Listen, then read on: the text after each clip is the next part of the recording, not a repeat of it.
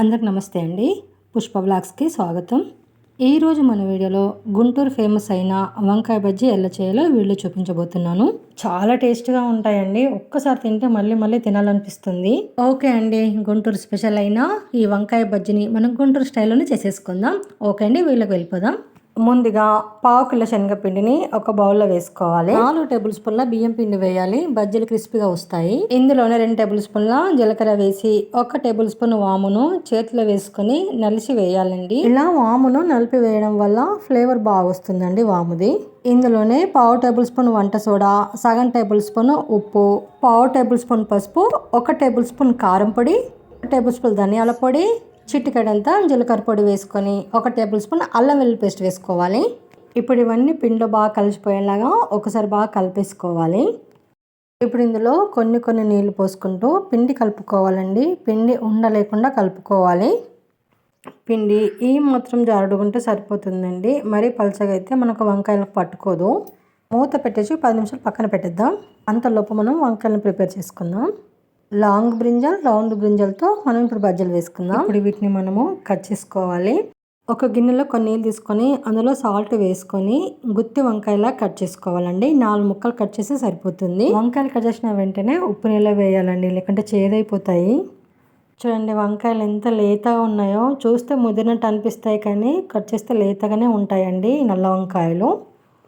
ఇలా అన్నీ కట్ చేసేసుకొని మనం నీళ్ళలో వేసుకోవాలి. అలాగే రౌండ్ వంకాయలు కూడా మనం 4 ముక్కలు కట్ చేసుకోవాలి, గుత్తి వంకాయ లాగానే.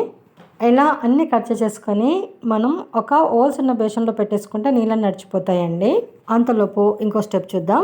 కట్టెల పొయ్యి మీద కడాయి పెట్టేసుకొని కడాయిలో సగం కప్పు పల్లీలు వేసుకొని వేయించుకోవాలండి.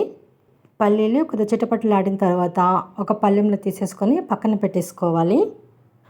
ఇప్పుడు అదే కడాయిలో మనము ఫ్రైకి సరిపడా ఆయిల్ పోసుకొని ఆయిల్ వేడి చేసుకోవాలి. ఆయిల్ వేడైన తర్వాత ముందుగా కట్ చేసి పెట్టుకున్న వంకాయల్ని కొన్నిగా వేసుకొని ఫ్రై చేసుకోవాలి. వంకాయలకు తడి లేకుండా ఒక కాటన్ క్లాత్తో తుడుచుకోవాలండి, లేదంటే ఆయిల్లో వేసినప్పుడు మనకు ఆయిల్ చిట్లుతుంది. ఇలా 2 వైపులా తింపుకుంటూ కాల్చుకోవాలండి. 50% మాత్రమే కాల్చాలి. ఇలా కాలిన తర్వాత ఒక ప్లేట్లోకి తీసుకొని రెడీగా పెట్టేసుకోవాలి. లాంగ్ బ్రింజల్ ఫ్రై చేసుకున్న తర్వాత రౌండ్ బ్రింజల్ కూడా అలాగే ఒక 50% మనం ఫ్రై చేసుకొని ఒక ప్లేట్లోకి తీసేసుకొని రెడీగా పెట్టేసుకోవాలి. ముఖ్యంగా గుంటూరు బజ్జీలు అంటే లాంగ్ బ్రింజల్తోనే చేస్తారండి, కానీ మనం ఎలాంటి వంకాయలతో చేసినా సూపర్ టేస్ట్గానే ఉంటాయి. అందుకే నేను 2 రకాల వంకాయలతో బజ్జీలు వేసి చూపిస్తున్నాను. గుంటూరుకు వెళ్ళిన వాళ్ళు గుంటూరు బజ్జీ టేస్ట్ చూడకుండా తిరిగి రారటండి. ఎక్కడి నుంచి వెళ్ళిన వాళ్ళైనా సరే. అంటే చూడండి ఎంత టేస్ట్గా ఉంటాయో, ఎంత ఫేమస్. అందరం గుంటూరు వెళ్ళలేం కదండి, కాబట్టి మనం గుంటూరు బజ్జీని మనం ఇంట్లోనే చాలా ఈజీగా చేసేసుకోవచ్చండి. ఓకే అండి, వంకాయల ఫ్రై అయిపోయింది. ఇప్పుడు నెక్స్ట్ ప్రాసెస్ ఏంటో చూద్దాం. మనం ముందుగా వేయించుకున్న పల్లీని పొట్టు తీసి రెడీగా పెట్టాను. ఆ పల్లీని రోట్లో ఇందులోనే కొన్ని ఆనియన్ ముక్కలు, ఒక చింతపండు, 1 టేబుల్ స్పూన్ కారం, పావు టేబుల్ స్పూన్ పసుపు, సగం టేబుల్ స్పూన్ ఉప్పు వేసుకొని వీలైనంత సన్నగా పేస్ట్ లాగా దంచుకోవాలి. నేను రోట్లో దంచుతున్నానండి, మీరు కావాలంటే మిక్సీలో కూడా వేసుకోవచ్చు. కొన్ని నీళ్ళు పోసుకుంటూ సన్నగా పేస్ట్ లాగా చేసుకోవాలి. ఇందులోనే సగం టేబుల్ స్పూన్ ధనియాల పొడి, చిటికెడంత జీలకర్ర పొడి, సగం టేబుల్ స్పూన్ అల్లం వెల్లుల్లి పేస్ట్ వేసి అంతా ఒకసారి బాగా కలిపేసుకోవాలి. ధనియాలు జీలకర్రను మనం పళ్ళతో పాటు వేసి కూడా పేస్ట్ చేసుకోవచ్చండి. నా దగ్గర పొడులు ఉన్నాయి కాబట్టి నేను వేయలేదు. ఓకే అండి, స్టఫింగ్ కూడా రెడీ అయిపోయింది. కాబట్టి ఇప్పుడు మనం నెక్స్ట్ ప్రాసెస్ చూసేద్దాం. ఇప్పుడు ఆయిల్లో ఫ్రై చేసుకున్న వంకాయలు ఉన్నాయి కదండి, ఆ వంకాయలకు మనము గుత్తి వంకాయలాగా మసాలా పెట్టేసేయాలి. మధ్యలో ఇలా వంకాయ మధ్యలో నిండుగా పెట్టేయాలండి. సూపర్ టేస్ట్గా ఉంటాయండి. వంకాయ తింటుంటే మసాలా ఫ్లేవర్ తగ్గులుతుంది చూడండి, ఒక రేంజ్లో ఉంటుంది. ఈ స్టఫింగ్ని నువ్వులతో కూడా చేసుకోవచ్చు, కానీ పల్లీలతో చేస్తేనే సూపర్ టేస్ట్గా ఉంటుందండి. ఇలా అన్ని వంకాయలకు మసాలా పట్టించేసి రెడీగా పెట్టేయాలి. సేమ్ అండి, మన రౌండ్ వంకాయలకు కూడా మసాలాను గుత్తి వంకాయకు పెట్టినట్టే పెట్టేసుకొని రెడీగా పెట్టేసుకోవాలి. గుంటూరు వంకాయ బజ్జీని ఎంతమంది తిన్నారో, ఎంతమందికి టేస్ట్ తెలుసో కామెంట్ చేయండి. చూద్దాం ఎంతమందికి టేస్ట్ తెలుసో. ఓకే అండి, ఇక లాస్ట్ స్టెప్ ఇది. కట్టెల పొయ్యి మీద కడాయి పెట్టేసుకొని ఫ్రైకి సరిపడా ఆయిల్ పోసుకొని బాగా ఆయిల్ వేడి చేసుకోవాలి. ఇప్పుడు మనం ముందుగా నానపి పెట్టుకున్న పిండిలో మసాలా పట్టించిన వంకాయల్ని అలా పిండి అంతా పట్టేలాగా ముంచేసి ఆయిల్లో విడిచేయడమే. మిరపకాయ బజ్జీలాగా అన్నమాట. కానీ వంకాయలకు మొత్తం పిండి అంతా కవర్ అయ్యేలాగా పిండిలో ముంచాలి. ఇలా బజ్జీలన్నీ వేసుకొని మనం బాగా ఫ్రై చేసుకోవాలండి. మీడియం ఫ్లేమ్లో పెట్టుకొని ఫ్రై చేసుకోవాలి, కాల్చుకోవాలి. నేను ఆల్రెడీ ఒక రౌండ్ వేసానండి బజ్జీల్ని. ఆ బజ్జీల్ని కూడా మనము ఈ బజ్జీలలో వేసేసుకొని ఇంకాస్త ఫ్రై చేసుకుందాం. ఇలా 2 times ఫ్రై చేయడం వల్ల సూపర్ క్రిస్పీగా వస్తాయండి బజ్జీలు. నేను ఏ రకం బజ్జీలు వేసినా ఈ మెథడే ఫాలో అవుతాను. చాలా రుచిగా ఉంటాయి, సూపర్ క్రిస్పీగా ఉంటాయి.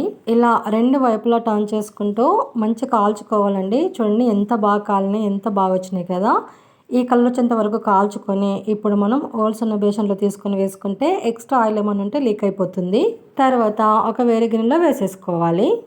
అస్సలు ఆయిల్ పీల్చవండి వంకాయ బజ్జీలు. ఈ బజ్జీలను చూస్తే మీకు ఏమైనా రాయలసీమ గుర్తుకొస్తుందా? కామెంట్ చేయండి. వాటి పేరు నేను వీడియోలో చెప్పకూడదండి, నాకు స్ట్రైక్ పడుతుంది అనమాట. మీరైతే కామెంట్ చేయొచ్చండి, చేయండి చూద్దాం. ఓకే అండి, ఇప్పుడు మనం లాంగ్ బ్రింజల్ని కూడా బజ్జీలు వేసేసుకుందాం. సమ్మర్ హాలిడేస్లో వచ్చేసాయి కదండి. పిల్లలతో ఇల్లంతా హడావిడిగా ఉంటుంది కాబట్టి అందరు ఇంట్లో ఉన్నప్పుడు ఇలా వేడివేడిగా బజ్జీలు వేసుకొని తింటే చాలా బాగుంటుంది. సూపర్ టేస్ట్గా ఉంటాయండి వంకాయ బజ్జీలు. అసలు ఒక్కసారి తింటే అసలు ఆ రుచి మర్చిపోమన్నమాట. మళ్ళీ మళ్ళీ వేసుకొని తింటామండి, అంత బాగుంటాయి. ఇలా 2 వైపులా తింపుకుంటూ కాల్చుకోవాలండి. కాలిన తర్వాత ఇప్పుడు మనము ఒక జాలి గంటలో తీసేసుకొని ఆయిల్ అంతా పోయిన తర్వాత గిన్నెలో వేసుకుందాం.